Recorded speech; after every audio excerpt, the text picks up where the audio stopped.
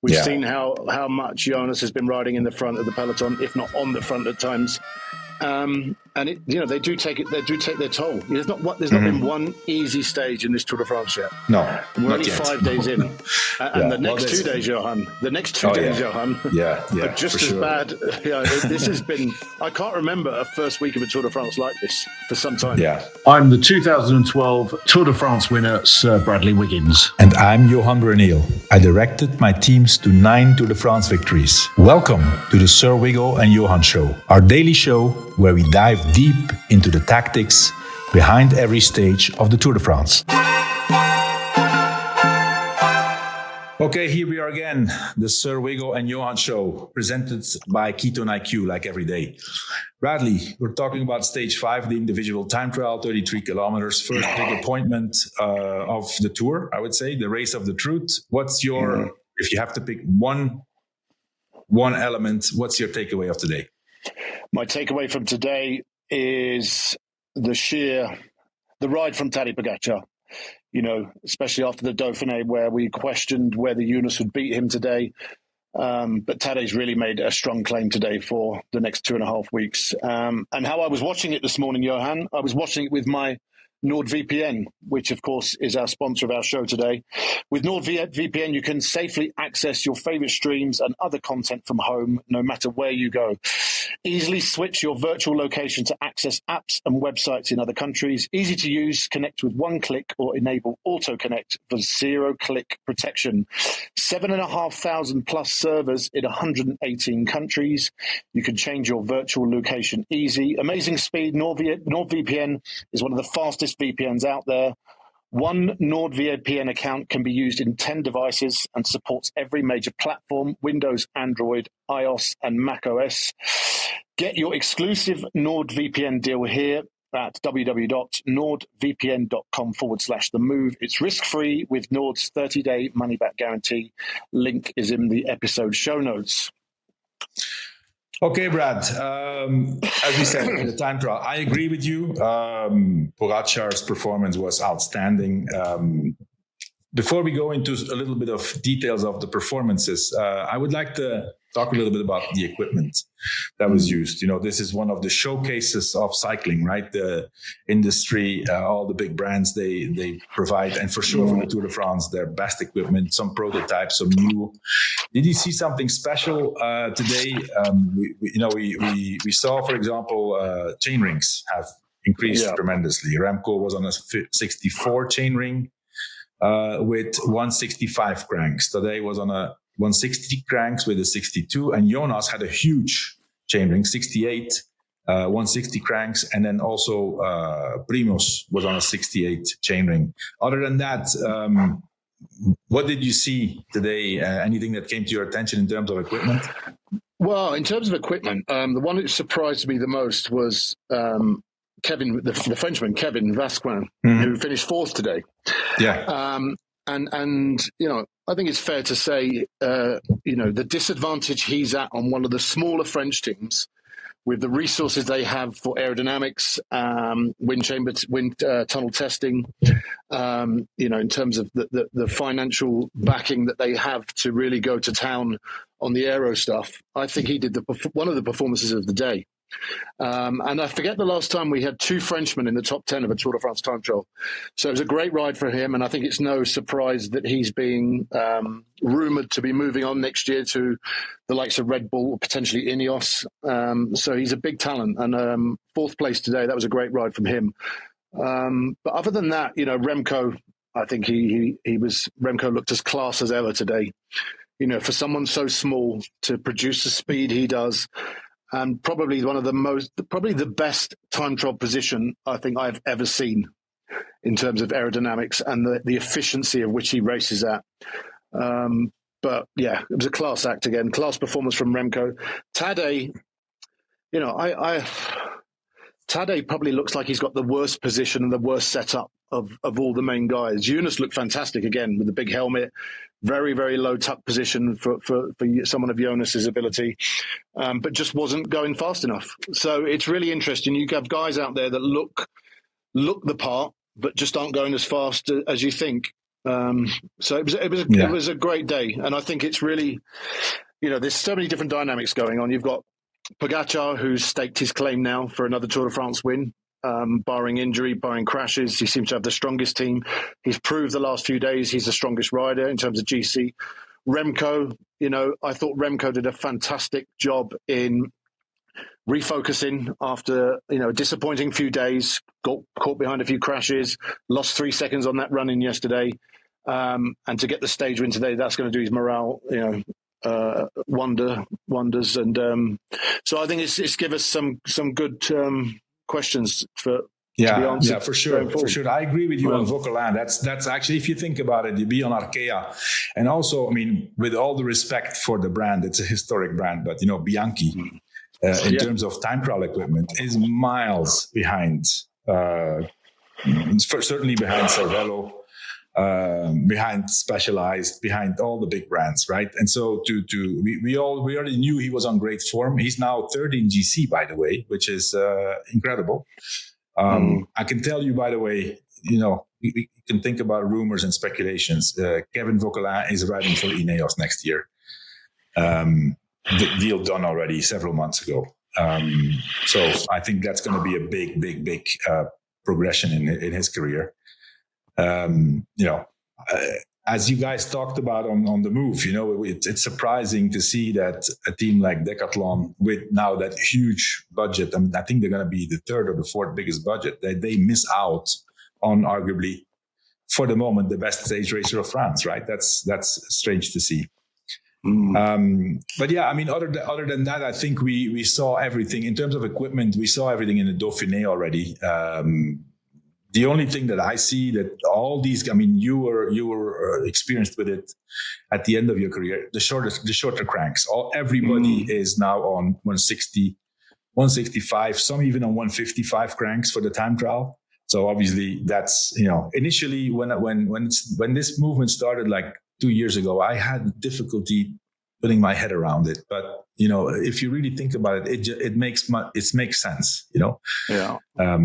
Especially because, these guys go with a lot of cadence. For example, when you did time trials, Bradley, we want to talk about a little bit after we talk about the stage, about your experience, but you had a slower cadence, especially when you won the Tour. These guys have 95, 100 RPM in the time trials. But yeah, other than that, I think, Remco wins the time trial 54 kilometers per hour. I think he's about a minute faster than you predicted yesterday, I guess. You said 38 minutes, no? Yeah, I said 38 minutes, but I said about 53, 54 kilometers an hour average speed. So that was pretty spot on there. But it was Remco. I thought Remco did a great job. I spoke about the time checks yesterday and how you can use those time checks. Remco going down through that first time check, a couple of seconds down on Affini, and he didn't panic. He maintained his pace. He was riding from A to B as fast as possible. Yeah. And of course, we saw how the wind affected the early starters compared to the wind changed during the day today. Sure. And we saw some of the speeds from Jorgensen, Tadej and Remco, particularly from time check 3 to the finish. In excess of 57 kilometers an hour, which is incredible. Yeah. No, but if you look, Remco wins, Pogačar, the performance of the day. I think Affini third, and then, in my opinion, disappointing performances of Matteo Jorgensen, 11th place, 120 down. Primož Roglič 120 down, and Jonas 121 down. I think personally that Visma and Jonas, they were thinking what you said yesterday, that they were going to win the time trial, or at least that they would take yellow today. And, the contrary happened. So, if you look now, GC Pogačar is in the lead, Remco in second, 42 seconds down. So that's obviously the improvement of the day. Vauquelin in third, 59 seconds down. Jonas 113 down. If you think about the situation right now, it's not a disaster. But I think, because everything can happen, we still have 2 weeks, a little bit over 2 weeks to go. But the mental blow today is the biggest damage, don't you think? Yeah, I mean, I think yesterday and today is a tough one to get his head round. I think more so today. Yeah. Where do they go from here as a team? I think it's easy to say, where does Jonas go from here? But I think he has to use his team more. They have to regroup as a team. You've got two guys there. There's a possibility to play a two-pronged attack with Matteo Jorgensen and now, of course, Jonas. I still think Jonas will be the better rider in the second half of this Tour de France. On the longer climbs, the harder climbs, Jonas will get better. Yeah. There's still some question marks. So, that would have took a lot out of Jonas the last few days. The high powers, the high, numbers they were pushing on those shorter climbs yesterday. And the amount of effort he used to stay close to Tadej Pogačar. We spoke about it on this show yesterday, how Jonas was after the finish line yesterday. That's done some damage. And for a rider like Jonas, who's a threshold monster, that would have done some damage. And he paid for that today. For sure, I agree. Tadej can soak those efforts up, as we've seen. Yeah. Tadej can do anything.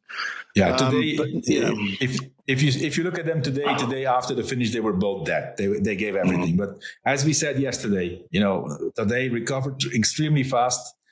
Jonas looked completely dead. And then I saw a little clip of Grisha Nierman, who was on the radio with Jonas straight after the finish.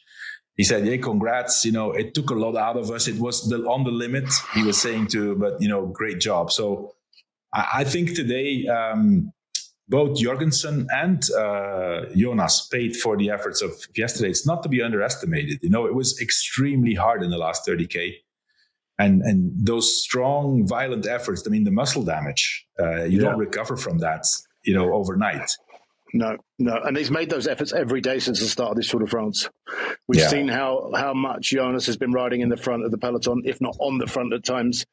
And they do take their toll. There's not been one easy stage in this Tour de France yet. No, we're only 5 days in, and the next 2 days, Johan. The next 2 days, Johan. Are just as bad.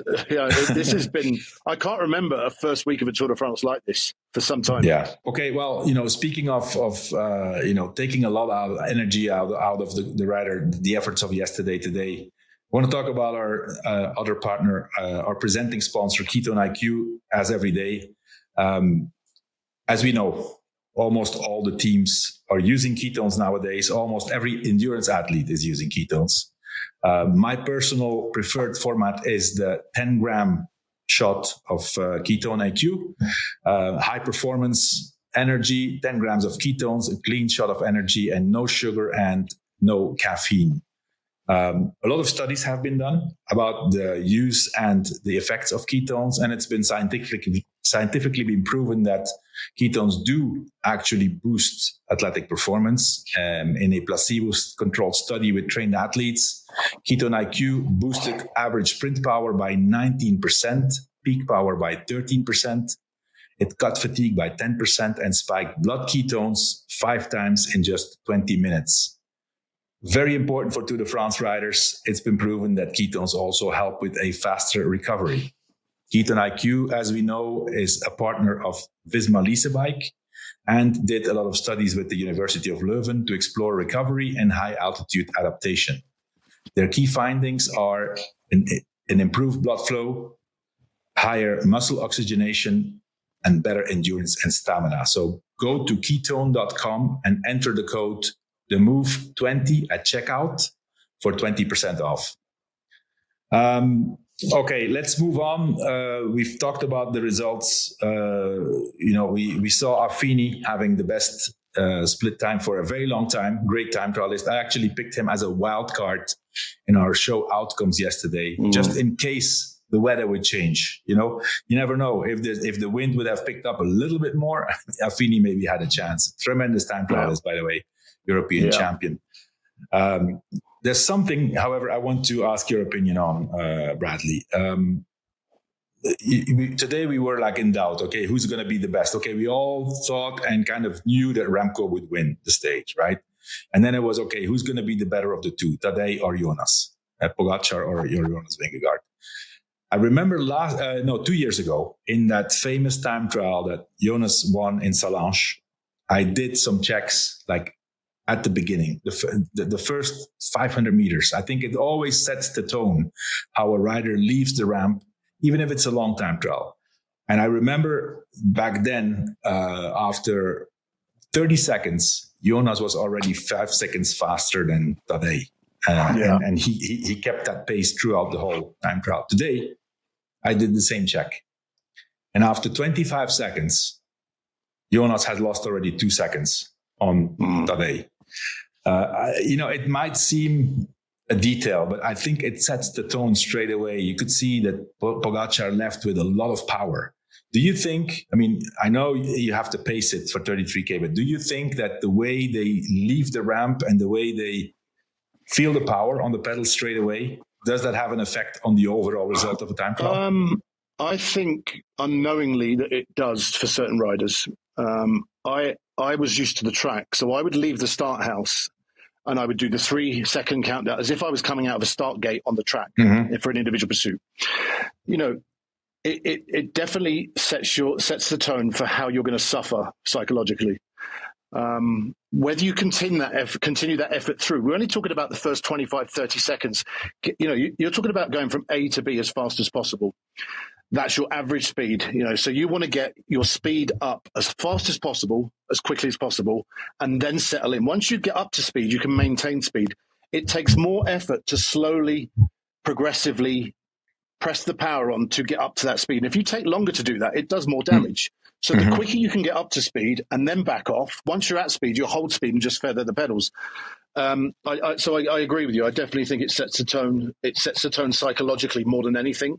More than physiologically? So. I think psychologically, definitely. And I think, especially if you're seeing the contrast between Solange and today, I checked until the first corner about half a minute into the race and you could see the difference. So I remember I said to my son, because I was watching with my son, and I checked 2 seconds faster. After 30 seconds, I said, okay, Pogačar has this over Jonas. Yeah. Yeah. Anyway, then another thing, I don't know if it's just an impression or we saw today Pogačar in the skin suit, the polka dot skin suit, but to me, it's the first. He was in his rainbow jersey. We are used to see him in his rainbow jersey the whole year. To me, I don't know if it's just my impression, but he looks extremely skinny. He looks extremely tiny with that skin suit on. I've never seen him so. I think personally that Pogačar has never been as light as he is now. Yeah, no, it's a good shout. It's very difficult to tell. I actually think he doesn't look like Tadej Pogačar when he's on his time trial bike. If you had to look and guess which rider, but he almost looks taller. Yeah. And I think there might be something in the black shorts, which are combined. Obviously he wears black shorts with his World Champs jersey. Or does he wear black shorts with the World Champs jersey? Or has he got a white skin suit? Sometimes he changes. But certainly with that King of the Mountain thing, it does make his outline look different. But I almost think he doesn't look as comfortable on his time trial bike for the performances he does on his time trial bike. Yeah. He almost looks awkward on him. Exactly. Well, you bring up at a good moment. I just wanted to go over. I have put these 4 pictures here together. Of Jonas and Tadej and then Remco. If we look at the picture here, but we see clearly that so Remco's position, I think there's nothing to say. It's, as you said, the most perfect position that a time trialist can have. It's the most aero. It's not for nothing they call him the aero bullet, right? Yeah. Jonas's position is actually also extremely good. I think he looks fantastic. He looks really good. I personally think that we've talked a lot about those crazy looking helmets of Visma. I think they're actually fantastic. It's a genius idea. And then if you look at Tadej on the 4th picture in his skin suit, in his polka dot skin suit, he looks very aero, but I agree that he looks the least aero of the 3. Yeah, but his helmet is almost something like it's almost like something from 10 years ago. His helmet looks like it's had the least amount of effort and technology and thought put into it. Yeah. I don't know if that's the case or not. Someone might tell me different, but it is. It looks. Compared to the big helmets that cover the shoulders nowadays, and of course, it makes sense if you think about it. I'm pretty sure that if they would have proposed that to you 10 years ago or 12 years ago, you would have said, no, I'm not wearing this. But it does make sense, right?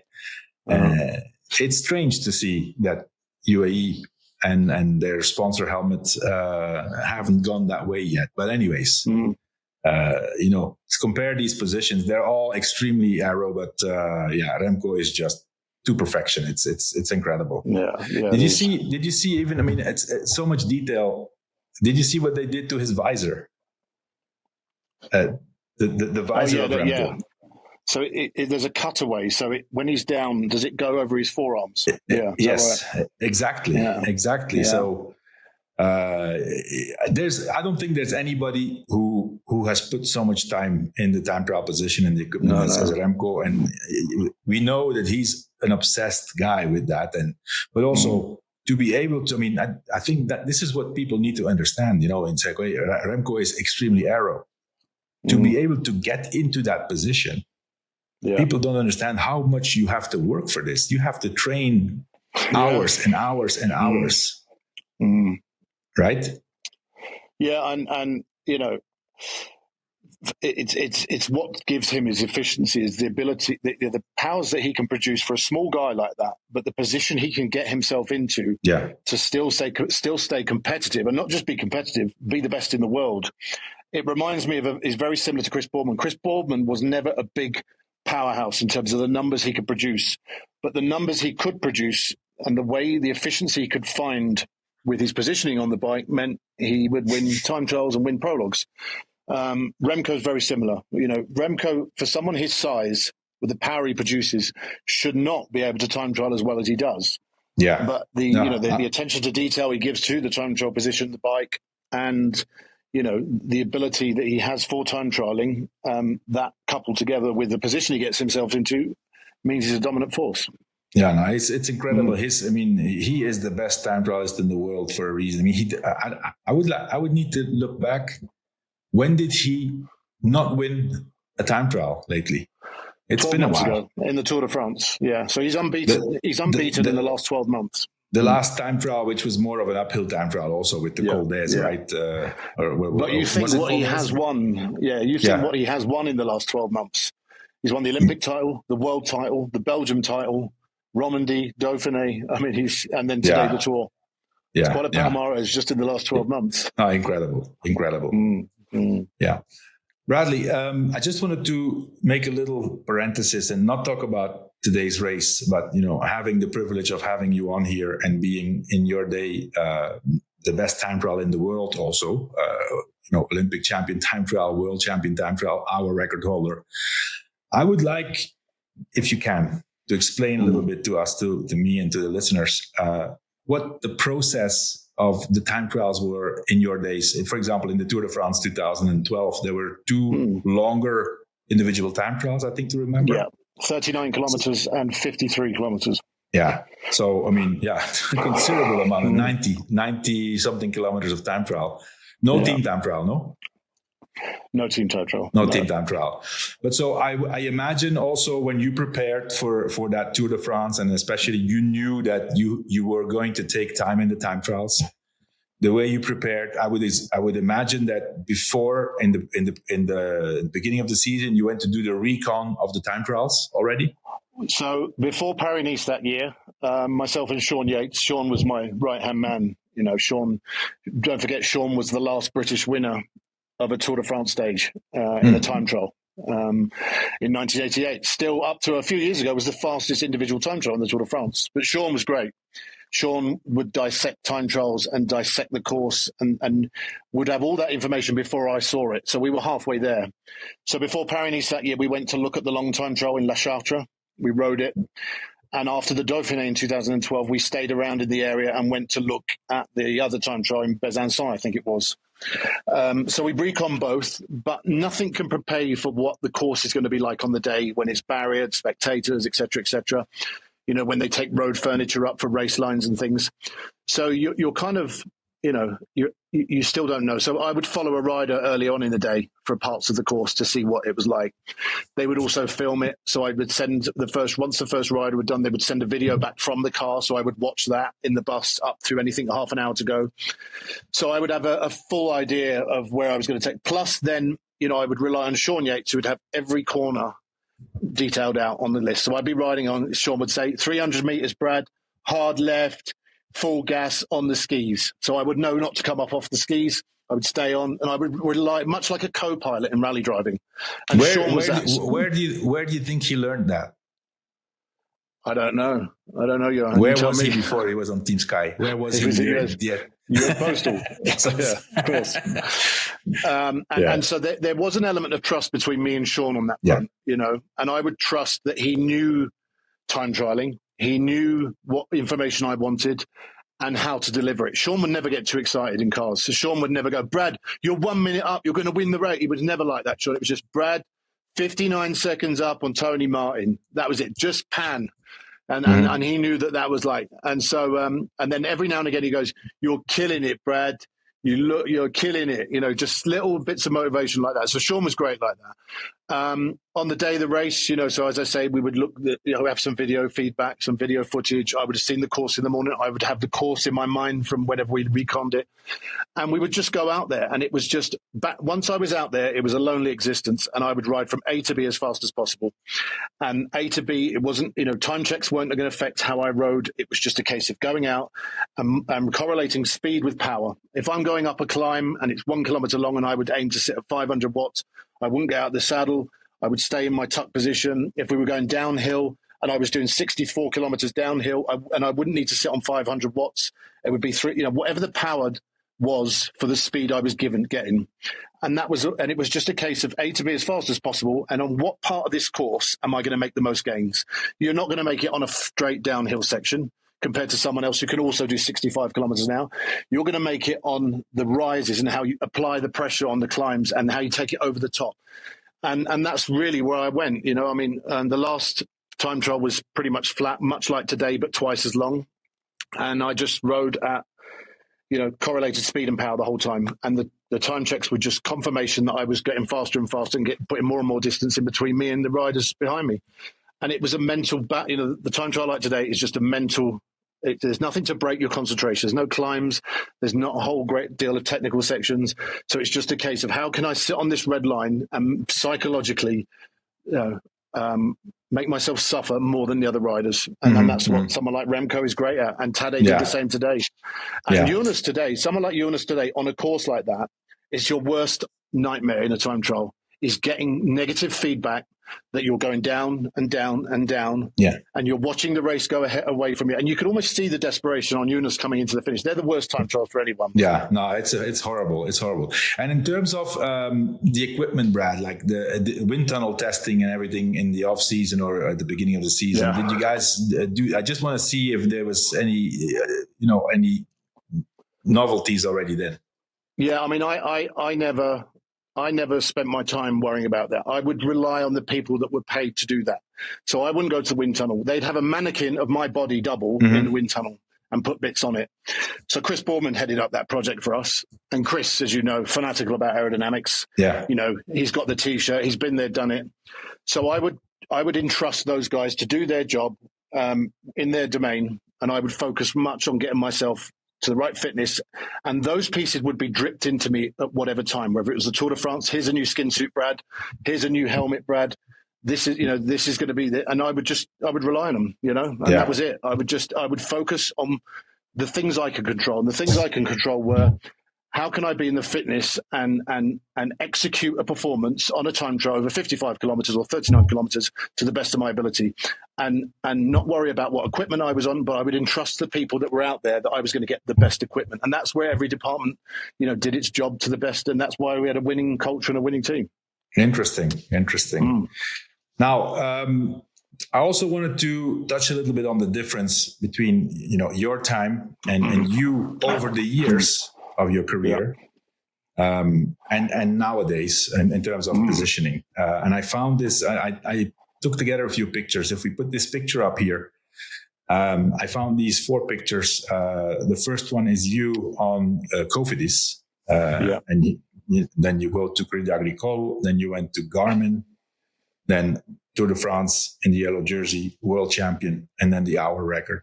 And if you look at these pictures here, you can clearly see how you've changed from the old-fashioned to something that is like the hour record is very close to what we see now. Yeah, exactly. I mean, that was so the hour record was 2015. You go back, so there's a 12-year period there where those photos are taken, and you can clearly see, the evolution of the position of my position based on the new ideas and the new way of thinking and what worked and what didn't work over the years. And by 2015, it's the closest example of what we're seeing today, and that was very much that Sky took up, the hour record project. Sky went away with Chris Borman and the team in the aerodynamics and Pinarello, and that was when the computer CGI technology had come in, where you could 3D scan someone's body and really see where the drag drag factors were, etc.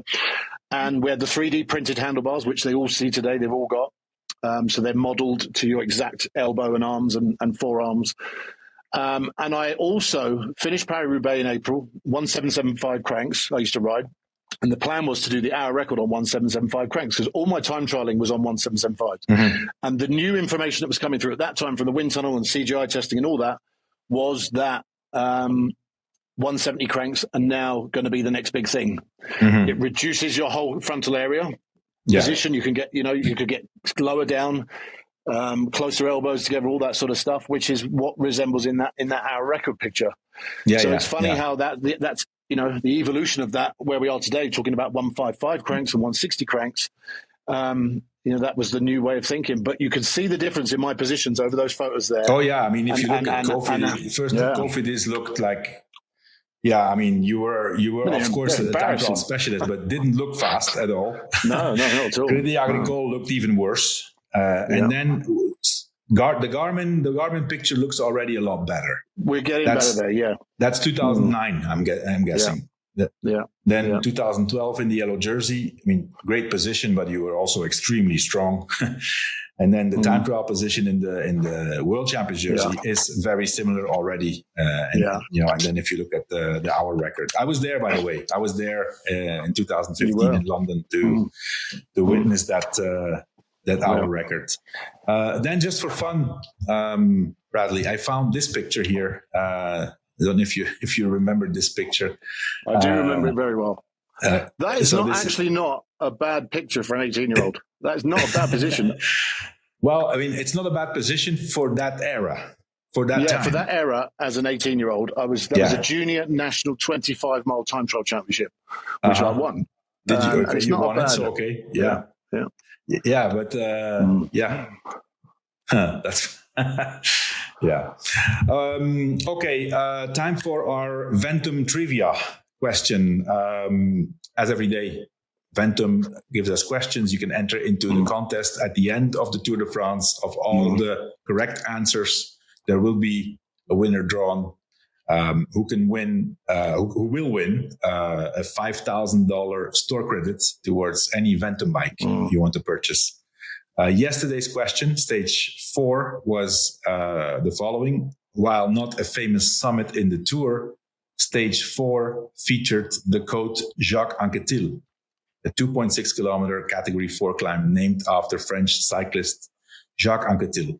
What 2 things did Anquetil accomplish to get this climb named in his honor? And the answer is Jacques Anquetil was the first rider to win the Tour 5 times. He was the one before Eddy Merckx. So after Jacques Anquetil, Eddy Merckx won 5 times. But Jacques Anquetil was, I know that you know this very well as a cycling historian, the best time trialist in the world. This guy did win the Tour in the time trials, by the way. First to win the Tour 5 times, and also the first to do the Giro Tour double. First rider to win Giro Tour in the same season. Yeah. And you know what? Yeah, there was some talk today about Miguel. One of the questions was Miguel Indurain. Would he have won 5 tours had he had today's time trialing? I mean, you could pose that question for any era. I mean, because one of the the largest distance, the biggest time gap in a time trial in a Tour de France was 7 minutes between Coppi and Bartali in 1947, and the time trial distance was 137 kilometers. So how far back do we want to go to ask this question? Exactly. Stage 5 question for the Ventum trivia for today. So the stage 5, the individual time trial of today, would have been a very good discipline for time trial specialist Sir Bradley Wiggins. The question is, how many total Grand Tour individual time trial stages did Bradley Wiggins win over the course of his career? I'm pretty sure you know the answer. Don't say it. So how many total Grand Tour individual time trials did Bradley win over the course of his entire career? So send your best guess, or if you know the answer to ventumracing.com/the move. You will enter into the contest for the $5,000 store credits. If you don't want to wait until the end of the tour, Ventum is also offering during the whole course of this Tour de France 10% off on the whole site using the code TheMove10, or 20% off if you want to buy the road model, the NS1, with the code NS120. Tomorrow, Bradley, we have another interesting stage, another 201 kilometer stage. Not easy, 3,000 plus meters of elevation. So definitely not a stage for the sprinters, especially if we also see the profile of the last. Similar to yesterday, I'm going to guess, right? Yeah, very similar to yesterday. And I hate to say it, but in my eyes, there could only be one winner tomorrow, and it's Tadej again. Yeah, the question is, I mean, I think I know the answer. The question is, do they really want to burn up their team another day? By now, they can allow a breakaway. There are a lot of people. I don't think it will be them who decides, though. I think the natural inertia of the peloton, as we've seen, will naturally bring things back. I don't think UAE have to take that role tomorrow. I think other teams will be in. Yeah, I agree. It's still early. It's narrow. It's a lot of turns up and down. The speed of the peloton, the natural speed of the peloton, is almost constantly 50 kilometers per hour. Especially, every time they had to get ready for a new strategic point, a turn, another little climb. And so, I think so too. Especially with, it's quite steep at the end. I think it's 700 meters, 10%. Yeah. And they will probably see another opportunity to take a little bit of time on Jonas. Bonification for sure. Let's see what happens tomorrow. We'll be back tomorrow for another show. Thank you, Bradley, and speak soon. Thank you. See you. Okay, bye.